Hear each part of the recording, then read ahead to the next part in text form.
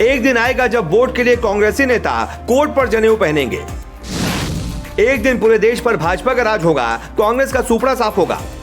Congress party vote bank के लिए इतनी नीचे गिर जाएगी कि वो भारत की संस्कृति को ही भूल जाएगी। 7 ब्राह्मण ने कांग्रेस को दिए थे 7 श्राप, बताए थे कांग्रेस के 7 पाप, अब 100% सच साबित हो रही है वो बात। एक दौर था जब पूरे देश पर कांग्रेस का एकछत्र राज होता था, पूरे देश पर कांग्रेस का झंडा लहराता था, कोई दूसरी पार्टी उससे टकराने की हिम्मत नहीं कर पाती थी। लेकिन फिर आखिर ऐसा क्या हुआ कि कांग्रेस का इतना बुरा हाल हो गया? आखिर देश के हर राज्य से लगभग कांग्रेस का सुपड़ा साफ कैसे होता चला गया? देश की सबसे बड़ी पार्टी सबसे कमजोर कैसे लगने लगी?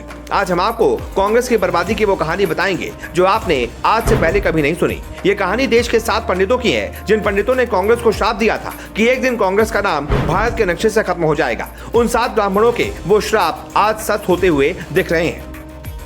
वीर सावरकर। कांग्रेस की नीतियों को देखकर आजादी के बाद वीर सावरकर ने साल 1959 में कहा था, एक दिन आएगा जब वोट के लिए कांग्रेसी नेता कोर्ट पर जनेऊ पहनेंगे और हिंदू होने का दिखावा करेंगे। सावरकर की वो बात आज सच होती हुई दिख रही है। अटल बिहारी वाजपेयी। साल 1999 के दौरान एक बार संसद में अटल जी ने कांग्रेस को लेकर बड़ी बात कही थी। अटल जी ने कहा था कि एक दिन ऐसा भी आएगा जब पूरे देश पर भाजपा का राज होगा। अटल जी की वो बात आज सच साबित होती हुई नजर आ रही है। केशव बलिराम हेडगेवार, संस्थापक एवं प्रथम सरसंघचालक। साल 1922 में जब हेडगेवार ने कांग्रेस को छोड़ा था तो एक प्रण लिया था और नागपुर में एक बड़ी बात कही थी। हेडगेवार ने कहा था कि मैं आज कांग्रेस छोड़ रहा हूं, पर मैं शपथ लेता हूं कि मैं इसी कांग्रेस विचारधारा के विरुद्ध एक ऐसा संगठन खड़ा करूंगा जो इसका नामो निशान मिटाकर रख देगा, चाहे इसके लिए 100 साल ही क्यों न लग जाएं।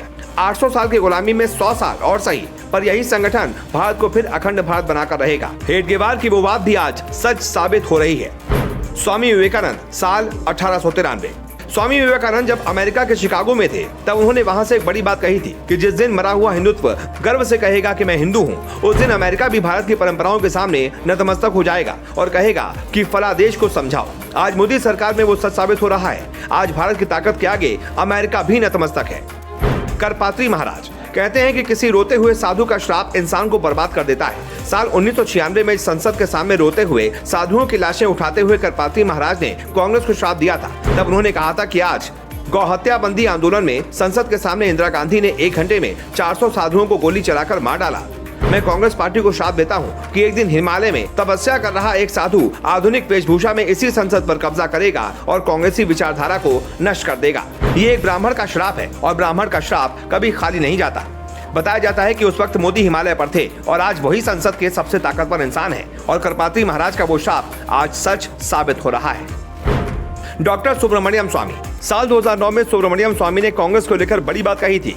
स्वामी ने कहा था कि कांग्रेस पार्टी वोट बैंक के लिए इतना नीचे गिर जाएगी कि वो जेएनयू जैसे नेहरू के वामपंथी सेक्स केंद्र के नारों का समर्थन करेगी और गौ हत्या का समर्थन खुलेआम करके स्वयं को नक्सली साबित करेगी। स्वामी का वो बयान आज सच साबित हो रहा है। देश विरोधी लोगों का कांग्रेस ने किस तरह से समर्थन किया उसे पूरे देश ने देखा। बाला साहब ठाकरे। साल 2002 में गुजरात दंगों के बाद जब नरेंद्र मोदी पर सवाल खड़े किए जा रहे थे तब उन्हें दोषी बताया जा रहा था। उस वक्त बाला साहेब ठाकरे ने बड़ी बात कही थी। उस वक्त बाला साहेब ने कहा था कि नरेंद्र मोदी ही भारत का भविष्य है। 2002 गुजरात दंगों का दोष उस पर मत दो, वो निष्पाप है। अटल जी और आरएसएस को कहता हूं कि वो उन्हें कंटिन्यू करें, वरना भारत से हिंदुत्व खत्म हो जाएगा। उसके बाद 9 जून को अटल जी ने गोवा में नरेंद्र मोदी को कंटिन्यू किया, वरना आज देश को ऐसा पीएम नहीं मिलता।